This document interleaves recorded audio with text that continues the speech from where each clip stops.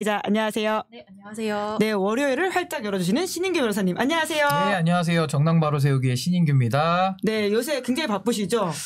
요즘에 뭐 여러 가지 활동을 좀 하고 있는데 이번 주 토요일에 2월 22일 오후 2시 2가 4번 겹칩니다. 정지 받으신 건가요? 전문가 아닙니다. 전문가 아니고요. 명태균 씨한테? 아닙니다. 2월 22일 오후 2시에 국회에서 대한민국 새로 고침 프로젝트라고 대세프. 앞으로 대세가 될 것 같아요. 그래서 경제의 김용남, 안보의 김종대, 언론의 박영식, 그리고 정치의 신인규 이렇게 해서 F4가 출동합니다. 그래서 많은 분들께서 네이버에 정당 바로 세우기 치셔가지고 한번 오셔서 대한민국 바꾸는데 함께 동참해 주시면 대단히 감사하겠습니다. 예, 다 익숙한 분들이시네요. 뭐 다시 사연에 많이 나오시는 분들입니다. 네, 재밌고 그리고 의미 있는 실험을 시작하시길 바라면서 국회니까 신분증 같은 거 챙겨가야 되는 거 아닌가요? 그렇습니다. 토요일이니까요. 챙겨서 오시면 될 것 같습니다. 네, 자 그럼 첫 번째 뉴스 키워드 들어가 볼까요? 명태균, 김건희 공천 개입 정황 공개. 네, 오늘 명태균 씨 측에서 이런 내용을 공개했죠? 네, 자신의 법률 대리인인 남상권 변호사를 통해서 이 김건희 여사와의 통화록이라는 이 문서를 공개를 했습니다. 2024년 2월 16일부터 19일까지 5번, 6번에 걸쳐서 했던 통화라고 밝혔는데요. 명 씨에 따르면 김 여사가 김상민 검사가 조국 수사 때 정말 고생을 많이 했다라고 하면서 김상민이 창원의창 국회의원 댁에 도와주세요 이렇게 언급을 합니다. 이어서 또 이렇게 말을 하는데요. 김영선 의원은 어차피 컷오프라고 들었고 김종양 의원은 문재인 정부의 부역자다. 윤한홍 의원도 김상민 검사가 의창구 의원이 되어야 한다고 했다. 그래서 내가 박완수 지사에게 전화를 해서 김상민 검사를 도우라고 했다. 이렇게 말을 합니다. 이 김 여사가 언급하는 김상민 검사는 지난해 3월 퇴직 후에 22대 총선 경선에서 이 창원 의창 국민의힘 예비후보로 등록을 했으나 컷오프된 인물인데요. 재직 중에 이 출마 선언 의사를 밝히면서 정직 징계를 받기도 했던 인물입니다. 이 명 씨가 밝힌 대화 내용을 보면은 김 여사가 명태균 씨에게 김상민 검사의 당선을 도와달라면서 이 공천에 개입하는 정황으로 보이는 대목인데요.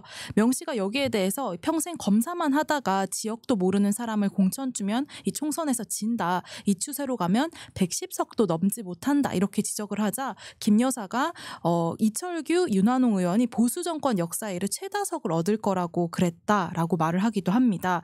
여기에 대해서 또다시 명태균 씨가 김상민 내려 꽂으면 가만히 안 있을 거다. 이렇게 답하는 내용으로 끝나는데요. 이 대화록을 전하면서 명 씨는 간신들이 총선 때 대승을 한다고 대통령 부부에게 허위 보고를 하니 비상계엄 때 계엄군을 선관위에 보냈구나. 내가 알던 대선 때 김건희는 통화를 해본이 없었다라는 해석을 남기기도 했습니다. 네, 오늘 명태균 씨 쪽에서 공개한 내용들 총체적 난국이라는 생각이 드는데요. 어떤 부분을 가장 좀 집중적으로 짚어야 된다고 보십니까? 사실 뭐 짚을 부분이 한두 개가 아니겠습니다만은 사실 가장 문제가 되는 거는 공당의 공천입니다. 그러면은 공당의 공천이라고 하면 당연히 당 대표 그리고 지도부 그리고 공관위원장, 공관위 이쪽에서 논의돼야 될 사안을 공관위원도 아니고 공관위원장도 아니고 당 대표도 아닌 김건희와 명태균이라는 두 비선들이죠. 사실상 권력을 독점한 윤석열 대통령을 중심으로 독점한 비선 실세들이 당의 공천, 그것도 아주 구체적으로 지금 임하고 있는 이런 부분이 정말 이 윤석열 정권은 내란을 일으키지 않았더라도 이런 공천 농단, 공천 개입만 가지고도 정말 탄핵 사유는 충분했겠구나라는 생각이 들고 지금 이야기 나오는 이 김상민이라는 분 있지 않습니까? 사실 이분이 그전에도 계속 회자됐던 분이에요. 저도 알고 있을 정도고. 어떻게 알고 계세요? 김상민이라는 분이 결국에는 공천 떨어지고 나서 자리를 챙겨주는데 국정원의 법률특보로도 갑니다. 그러니까 이런 식으로 검사 출신이고 공천에서도 밀어주고 안 되고 나니까 또 거기에 대해 가지고 또 사후에 자리를 보상해주는 이게 소위 말하는 그 김대남 알고리즘하고 되게 비슷하지 않습니까? 그러니까 이런 식으로 어떤 인사까지도 공천에서 떨어진 사람들을 다 이삭죽기처럼 챙겨주는 그러니까 전체적으로 종합적으로 엉망진창 정부를 만들었던 그 내용들이 이제 오늘 비로소 실질적으로 공개된 것이다. 저는 거기서 의미를 찾고 있습니다. 네, 게다가 좀 소소하긴 한데 이 110석에 대한 판단, 보수 정권 역사 이래 최다석을 얻을 거다라고 하는 김건희 여사 주변 사람들의 이야기도 참 놀랍다라는 생각이 들거든요. 그러니까 근데 저는 사실 주변 사람들을 통해 가지고 김건희, 윤석열 이 부부의 책임이 면제될 수 있을까? 전 그렇게 생각 안 합니다. 그러니까 소위 말해서 간신배 문제들에 둘러싸여 있고 어떤 인사를 잘못했을 때 그 잘못 보조한 사람이 잘못일까 아니면 그런 사람을 그 자리에 앉혀서 간신에게 눈과 귀를 가림을 당한 사람이 잘못일까? 저는 아무리 봐도 결국 뭐 이철규, 윤한홍 이런 사람들 당연히 비판해야죠. 근데 더 본질적으로 그런 사람들을 중용한 끼리끼리 유유상종의 원리에서 저는 인사권자에게 더 큰 책임이 있고 그 인사권자를 장악하고 있었던 김건희 여사에게 저는 뭐 무한 책임을 정말 물어야 되지 않을까 저 그런 생각이 듭니다. 예, 그럼 무한 책임을 묻기 위해서는 명태균 특검법이 필요할 수밖에 없는 상황인데요. 네, 민주당이 이제 27일 본회의에서 특검법을 처리한다 이런 방침을 세웠습니다. 특히 이제 여권의 대선 주자들이 연루되었다 이런 의혹을 받으면서 이제 주목을 받고 있는데요. 어제 SBS 보도에 따르면은 명 씨가 검찰에서 2021년 서울시장 보궐선거 과정에서 오세훈 시장과 4차례 만났다 이렇게 진술을 한 것으로 알려졌습니다. 당시 오세훈 시장이 경선 경쟁자였던 나경원 의원이 앞서는 그런 여론조사 결과가 나오자 이 자신을 서울로 불러서 여론조사를 의뢰했다. 이런 것이 이제 명 씨의 주장인데 관련해서 서울시가 오늘 입장문을 내고 일방적인 주장이 혼란을 초래하지 않도록 즉시 검찰 수사를 해야 된다 이렇게 반박을 했습니다. 그런 가운데 이 창원지검이 명태균 게이트 사건의 중간 수사 결과를 오늘 내놨습니다. 윤 대통령 부부의 공천 개입 의혹과 관련해서 이 전담 수사팀을 꾸린 지 4개월 만인데요. 이 윤 대통령 부부의 개입 여부는 아직 밝히지 못한 채로 이 서울중앙지검에 이송을 하겠다 이렇게 밝혔습니다. 네, 명태균 특검법 관련해서는 결국 200석을 확보하는 게 쟁점이지 않겠습니까? 최상목 권한대행이 결국 거부권 행사할 거다 이런 전망들이 큰데요. 어떻게 될 거라고 보십니까? 그러니까 결국에는 최상목 대행이 정말 잘못된 행동인데 거부권을 또 쓰겠죠. 그럼 국회로 넘어가서 출석 의원의 3분의 2가 이제 찬성을 하면 이제 통과가 되는 겁니다. 그렇다면 사실 무기명으로 투표하기 때문에 누가 찬반인지 알 수가 없어요. 그렇다면 보수적으로 접근할 때 명태균과 영향이 있었던 그러니까 관계를 주고받았던 사람들은 반대할 가능성이 매우 높다. 그렇죠. 그런 존재라면 개혁신당의 3표도 사실은 저는 반대할 가능성을 좀 열어놔야 된다. 그러면 8표가 아니라 11표 이상을 지금 확보해야 된다라는 그런 냉정한 현실적인 평가가 있는 거고요. 근데 야 6당이 같이 발의했잖아요. 발의해놓고 정작 비공개 투표 때문에 반대표를 던진다고요? 그런 건 이제 사실은 하면 안 되는데 만약에 그렇게 한다면 이제 무기명을 이용한 뒤통수가 될 수도 있어서 저는 그래서 결과적으로 11표 이상을 확보해야 안전하다. 그리고 다다익선이니까 좀 더 많을수록 좋은 건데 사실 지금 검찰에서는 뭐 창원지검에서 오늘 그 수사 결과 발표하면서 서울로 이송도 하고 뭐 좀 더 열심히 하겠다는 의지를 보이고 있지만 사실 수사 결과를 보면요. 이거 너무 솜방망이고 안고가 없는 찐빵 같은 겁니다. 왜냐하면 주요 인사들을 수사를 거의 안 했어요. 그러니까 명태균만 지금 구속돼 있을 뿐이고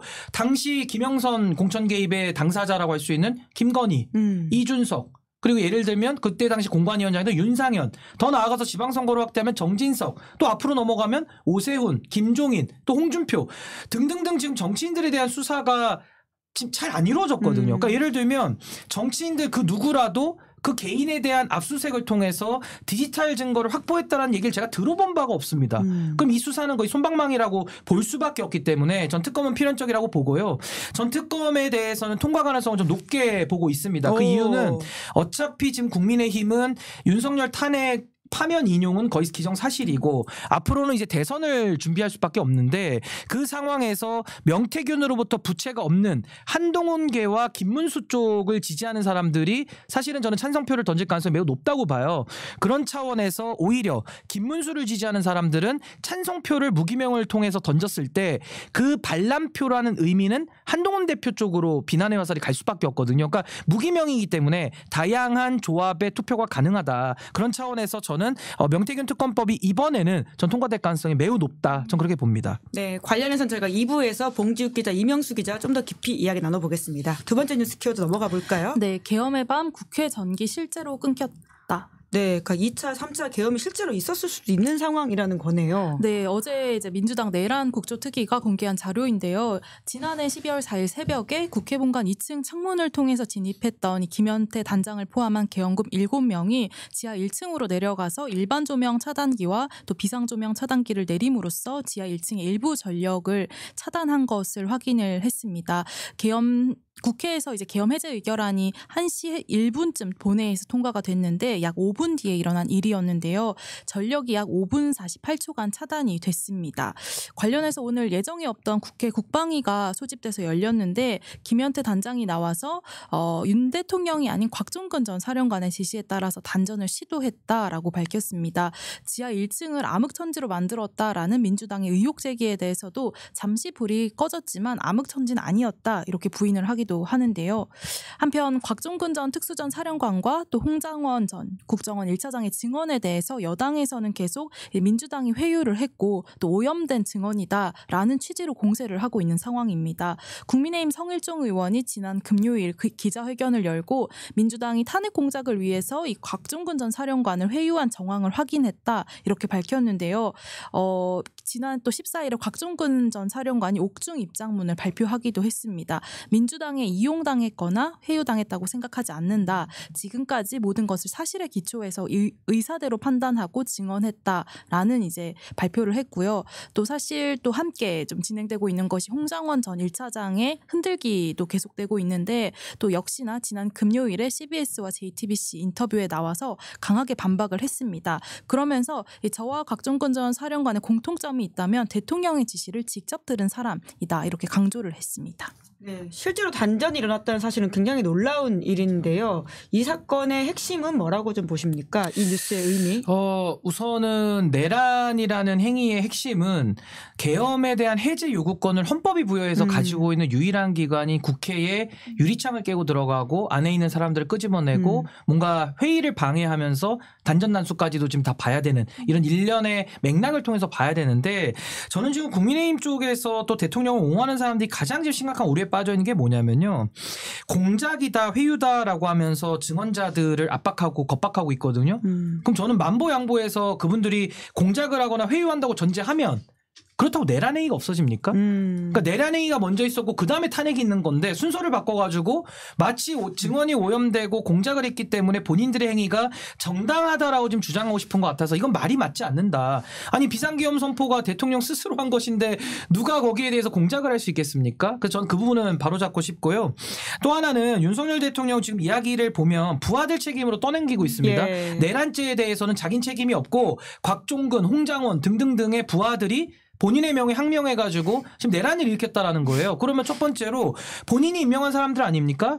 자기 얼굴에 침 뱉기라는 생각이 우선 들고 또 하나는 그 부하들이 만약에 항명을 해가지고 내란을 일으켰다라면은요 윤석열 대통령은 수사를 받으셨어야 돼요. 그럼 본인은 떳떳하지 않습니까? 근데 수사 회피했거든요. 그리고 곽종근, 홍장원에 대해서 가만 놔두면 안 되죠. 내란으로 경찰에 고발해야죠. 근데 고발도 안 했어요. 그러니까 이런저런 사정들을 봤을 때 본인의 책임을 부하에게 뒤집어 씌워가지고 이게 과연 해결될 수 있는 일이냐. 전 결코 그렇게 보지 않고 앞으로도 더 많은 진실들이 더 튀어나올 수밖에 없다. 전 그렇게 봅니다. 네, 임금님기의 캔디님이 공세의 수준이 너무 수준이 낮다 이런 지적을 해주고 계십니다. 세 번째 뉴스 키워드 넘어가 볼까요? 헌재 찾아간 국민의힘 의원들. 네, 국민의힘 36명 의원들이 헌재에 항의 방문을 한 거죠. 네, 국민의힘 의원들이 헌법재판소 재판관들이 일제치하 일본인 재판관보다 못하다는 목소리가 나온다라고 하면서 이제 헌재를 향한 압박에 나섰습니다. 특히 김기현 의원 같은 경우는 헌재가 이 따발총식 변론 기일을 일방적으로 지정을 했고 또 주요 증인에 대한 이 신문 시간을 90분으로 제한한 사례는 선진국 어디에서도 찾아볼 수 없는 횡포로서 이 헌재의 명백한 권한 남용이다. 이 길거리 자범에 대한 판결도 이렇게 번개불에 콩 구워 먹듯이 하진 않는다라고 반박을 했는데요. 사실 오늘 또 윤 대통령의 지지자들이 문영배 헌법재판관의 집 앞으로 몰려가서 이 집회를 여는 등 재판관 개인을 향한 공격과 또 폭력이 도를 넘고 있다 이런 지적이 나오고 있습니다. 오늘 김대식 국민의힘 원내수석 대변인이 기자들과 만나서 이 당에서 이 집회와 관련해서 당에서 이야기를 하는 것이 좀 앞서가는 일이다라고 하면서 거리를 좀 두는 모양새였는데 또 헌재 방문과 관련해서도 의원 개인의 방문이다라고 답을 했습니다. 근데 그러면서도 사실 좀 물밑으로는 이 조기 대선을 좀 염두해 두는 행보를 이어가는 모양새인데요. 권성동 원내대표가 오늘 이명박 전 대통령을 예방한 게 대표적입니다. 보수층을 결집하려는 시도 아니냐 이런 지적이 또 나오는데요. 뿐만 아니라 지금 차기 주자로 거론되고 있는 김문수 장관이라든가 또 홍준표 대구시장도 잇따라서 이 전 대통령을 예방한 바가 있습니다. 또 그런 가운데 새로운 소식 중에 하나가 한동훈 전 대표가 어제 SNS를 통해서 활동 재개를 예고했습니다. 한 전 대표는 지난 2개월 동안 많은 분들의 말씀을 경청하고 성찰의 시간을 가졌다라고 하면서 이 책 한 권을 준비하고 있다라면서 이 SNS에 이 상황을 알렸습니다. 네, 저희도 지난주 금요일에 헌법재판소 직접 가봤었는데요. 문영배 재판관과 관련한 아예 조작 댓글을 그냥 그 포스터로 붙여놓고 이런 상황이더라고요. 그러니까 굉장히 특정 재판관에 대한 인신공격과 그 도를 넘어선 어떤 공격이 심해지고 있는데요. 어떻게 좀 해야 된다고 보십니까? 그러니까 사실상 특정 재판관도 아니죠. 이제 거의 재판관들의 다수를 이제 거의 다 공격을 해서 결국에는 헌법재판소의 결정을 부인하기 위한 하나의 빌드업으로 메신저를 공격하는 거거든요. 그것도 얼토당토하는 허위와 날조와 아주 저열한 방식의 지금 조작을 통해서 공격을 하고 있어서 전 여기에 대해서 가담하신 분들은 아마 앞으로 다시는 공적인 일을 못 하시도록 좀 조치가 필요하지 않을까 싶고요. 저는 이 김기현 의원 이분 판사 출신입니다. 예. 근데 지금 뭐 답을 주셨으니까 저도 답을 드리자면 왜 따발총식 변론기를 하고 증인신문 시간을 90분으로 하느냐. 본인도 판사 출신이잖아요. 예. 그걸 소송지휘권이라고 합니다. 아니 소송지휘권을 본인도 판사 시절에 행사했을걸요? 그러면 무한정으로 합니까? 제가 예를 들면 우리가 축구 경기를 월드컵에서 하는데 리그전을 합니다. 90일 안에 이제 월드컵을 해야 돼요. 그럼 거기서 3일 간격으로 리그전을 합니다. 그걸 가지고 누군가가 왜 따발총식 경기 일정을 잡느냐. 그러면 월드컵 뛸 자격이 없죠. 그리고 경기를 하는데 아니 왜 120분만 축구를 하냐. 우리는 1200분 하고 싶다.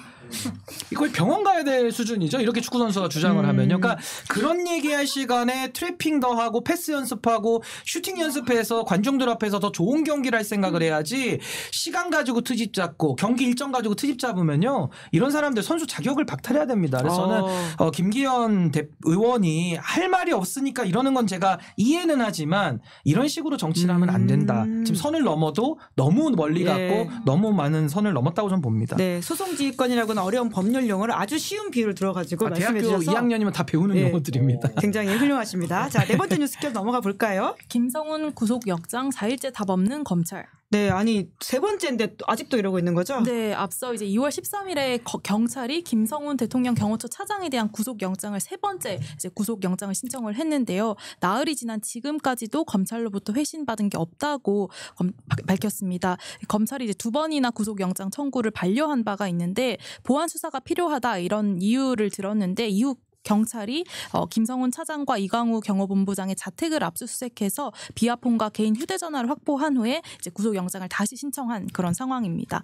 그런 가운데 이제 지난 14일에 김성훈 차장 측의 변호인이 이 구속영장을 반려해야 된다라는 취지의 의견서를 검찰에 전달을 했다라고 하는데요. 공수처가 이제 내란을 수사할 권한이 없고 윤 대통령에 대한 체포, 구속영장을 발부해서 집행한 행위 역시 위법하기 때문에 이를 저지한 이 김성훈 차장에 대한 이 특수 공무집행 방해 혐의가 적용되지 않는다라고 했습니다. 아니 세 번째인데 아직도 뭉개고 있는 것처럼 보이거든요. 왜 이런다고 보세요? 그러니까 저는 김성훈 차장, 경호처 차장을 생각하면 특혜에 의한 특혜를 다 받고 있는 거 아닌가라는 생각이 들고 이 상황을 지금 누가 설명할 수 있겠습니까? 아무도 이해가 안 되거든요. 근데 윤석열 정부는요. 이해가 안 될 때 딱 한 사람을 떠올리면 이해가 됩니다. 바로 김건희 여사입니다. 그러니까 지금 저는 김성훈 차장에 대해서 검찰이 인신구속을 안 하겠다. 달리 말하면 경호청 차장 계속 하라는 거거든요. 그럼 왜 경호처를 김성훈의 손에 맡기고 싶을까? 결국에는 김건희 여사에 대한 수사가 들어가면 강제 수사라든지 압수수색이 반드시 들어갈 텐데 그거를 김성훈 정도가 되면 막을 수 있겠다라는 전 판단을 하는 것 같아요. 그럼 검찰이 왜 그런 판단을 하느냐.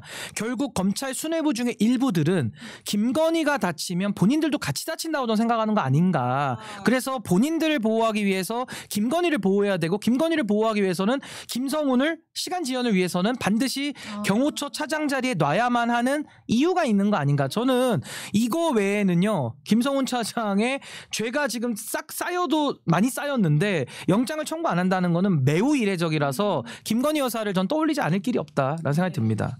관련해서는 검찰도 공범일 수 있을 가능성이 있다는 검찰 말씀이시네요. 지휘부 안에서는 예. 그동안의 김건희 여사와 여러 가지 연락을 통해서 함께 일을 도모했던 사람이 많을 것 같고 가장 직접적인 예가 최근에도 국정원장과의 문자 얘기도 나왔잖아요. 그럼 과연 검찰과는 안 했을까라는 좀 합리적인 의구심이 남는 겁니다. 자, 저희 얼른 이제 신인규의 원샷 원킬 들어가 봐야 되는데요. 신인규 변호사님은 또 날카로운 시각으로 이주에 화제가 된 사진을 해설해 드리는 것인데 먼저 저희가 댓글창에도 이준석 의원과 관련되어 있는 질문들을 많이 주시거든요. 이 뉴스부터 달아볼까요? 근데 지금 이준석 의원과 관련해서 지금 허은하 대표 쪽에서 가처분도 했고 또 가처분 이제 절차 진행 중인데 형사 고발을 했거든요. 그래서 이제 소위 말하는 당비에 대해서 아니면 연구원에 들어가는 자금에 대해서 특수관계인 뭐 예를 들면 어떤 평론가라든지 아니면 이준석 의원과 관계가 좀 있어 보이는 쪽에다가 돈이 넘어간 지금 사실이 나오고 있고 또 홈페이지 같은 그 당의 그 온라인 시설을 만드는 부분은 이준석 의원이 본인의 회사를 맡긴 사람의 회사 거기와 지금 계약을 주고받아서 꽤 많은 금액이 갔기 때문에 이거 이제 수사를 통해서 밝혀야 될 부분일 것 같고요. 또 하나는 허은하 대표가 어제 밤에 페이스북에 올려서 지금 이제 보도가 된 내용인데 이준석 의원이 카카오톡 그 메시지 방을 통해 가지고 방송이 진행 중인 동시간대에 어떤 내용을 제작진에게 넣어줘서 방송되게 해라. 그 얘기를 3번 내지 4번을 반복을 하고 있거든요. 그렇기 때문에 지금 그 김현정의 뉴스쇼라는 프로그램에서 지금은 요 의혹 이후에 반박 입장을 내서 뭐 여러 가지 지금 해명들을 좀 하고 있는 공방이 오고 가고 있는 이런 상황이다라고 보여집니다. 네, 관련해서 CBS에서는 오늘 좀 입장을 내기도 했었는데요. 네. 네, 허은하 전 대표의 의혹 제기와 관련해서 조금 긴 입장을 내 가지고 김현정 앵커 같은 경우는 이제 개인 SNS 활동을 하고 있지 않고 있고 3주간의 연수 휴가는 안식년을 맞아서 지난해 확정된 것임을 알립니다라고 해서 또 언론 유착을 제기하는 것과 관련해서 깊은 유감을 표한다. 당내 갈등 상황은 안타깝게 생각하지만은 그것이 근거 없는 추측이나 무리한 비방의 명제부가 될 수는 없다. 라고 하면서 좌시하지 않을 것임을 엄중히 경고한다 이렇게 밝혔습니다. 그러니까 여기에 대해서 제가 조금만 더 설명을 하면 이준석 의원은 박성민 평론가에게 당의 자금을 일단 건넸다까지는 팩트로 확인이 됐습니다. 그리고 박성민 평론가라는 분은 김현정의 뉴스쇼에 자주 나오는 패널로 알려져 있는 분인데 최근에 이 의혹이 불거지고 난 이후에 방송을 할 때 그때 당시에 어떤 그 댓글창을 띄워놓고 하는 프로에서 댓글창을 내리는 이런 좀 해프닝이 있었어요. 그러니까 그런 부분에서 구독자분들이나 시청자분들이 문제 제기를 좀 했었고 오늘은 이제 이 허은하 대표의 이런 카카오톡 이 내부 소통을 알림으로써 뭔가 이준석 의원 측과 지금 그 뉴스를 제작하는 이 제작진 사이에 어떤 모종의 관계가 좀 의심된다라는 얘기가 좀 나오고 있어서 아마 이 부분에 대해서는 지금 뉴스쇼 제작진들은 입장을 냈기 때문에 이준석 의원이 여기에 대해서는 해명을 하고 본인이 과방 의원으로서 어떠한 역할을 앞으로 또 해나갈 것인지를 전 입장을 좀 내야 된다. 전 그렇게 보고 있습니다. 네, 뭐 관련해서는 CBS에서 댓글 부분도 기술적인 문제 때문에 그랬던 것이지 일부러 그렇게 했던 것은 아니다라는 취지의 이야기를 하고 있고요. 댓글창까지 내리면서 프로그램 콘셉트까지 무너뜨린 사태와는 거리가 멀다 이렇게 오늘 밝히긴 했습니다. 기술적 오류라고 이야기를 하고 있습니다. 네, 저희가 사진 하나 좀 더 다뤄보려고 하는데요. 주말에 사실 조금 황당하게 민주주의 성질을 밟는 모습들이 연출됐거든요. 그 부분 관련해서도 신인규 변호사님 한번 짚어주시겠어요? 그러니까 지금 광주에서 이제 금남로 탄핵 찬반 집회가 열린 건데 여기에 대해 가지고 이제 홍준표 대구시장은 이제 이런 얘기를 했습니다. 민주화의 상징인 금남로에서 보수 집회가 열린 것은 광주가 변하고 있는 거다라는 입장을 냈는데 사실 이 부분에 대해서는 지금 민주당 쪽 인사들은 강력하게 반발을 하고 있습니다. 그 이유인즉슨 지금 저기 광주에 모이신 분들이 민주화의 상징인 광주에 가서 사실은 똑같은 계엄군이 국민들의 생명과 안전과 기본권을 제약하려고 했던 그 행위를 옹호하고 있거든요. 그러면서 동시에 지금 재판 중인 헌법재판관들에 대해서 아까 말씀드린 대로 부정하는 빌드업을 쌓고 있기 때문에 저런 집회가 과연 우리 시민의 기본권의 보호 범위에 들어가느냐 전 이런 논쟁을 붙인다고 보거든요. 내란죄라는 것은 아시다시피 선전선동에 관해서도 처벌을 하고 있기 때문에 저 사안은 기본권으로서 우리 사회가 용인해야 될지 아니면 민주공화국을 수호하기 위해서 엄격하게 끊어내야 되는지에 대해서는 저는 좀 이건 뭐 논쟁의 여지가 없이 저는 잘못된 것은 단죄해야 된다. 전 그런 입장을 가지고 있습니다. 네, 현장 기자들이 다녀왔는데요. 실제로 동원되신 분들, 그 다른 지역에서 오신 분들이 많았다라고 하는 정황들을 좀 포착했다고 하니까 다음 주 기사를 좀 기대해 주시면 좋을 것 같습니다. 그러면 오늘 여기까지 하겠습니다. 두 분 수고 많으셨습니다. 고맙습니다. 예, 감사합니다. 네, 저는 2부 시작하기 전에 광고 안내하겠습니다. 무조건 써야 하는